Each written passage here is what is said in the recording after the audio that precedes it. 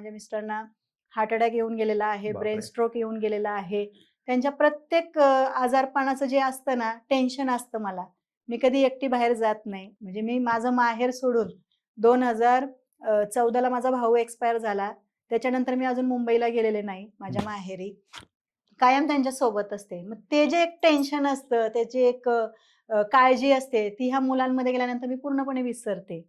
तो फोन पण माझा साईडला असतो. फक्त दुपारी एखादा मेसेज वगैरे आला का मी बघते, ह्यांचा काय फोन बिन आला का, तेवढंच. पण त्या मुलांमध्ये मी ह्या सगळ्या टेन्शनमधून बाहेर असते. सगळं माझं जे दुःख आहे, माझ्यावरचं प्रेशर आहे किंवा ताणतणाव आहे, तो पूर्ण मी विसरते. कारण मी जगते त्यांच्याबरोबर. लहान मुलांसारखीच मी वागते. त्याच्यामुळं आनंददायी वाटतं मला आणि रोजचा दिवस तुम्ही मला बघितलं असेल व्हिडिओमध्ये माझ्या बरेच लोकं कमेंट पण करतात, किती छान साड्या असतात. एक जण तर त्या दिवशी बाई म्हणाली, "रोज नवीन साडी असते." म्हटलं, "बाई गं, रोज नवीन साडी नसते. ती रिपीट लवकर होत नाही." कारण मी माझा रोजचा दिवस माझा आनंदोत्सव मानत असते. जो शिक्षणाचा आनंदोत्सव किंवा शिक्षणोत्सव आहे.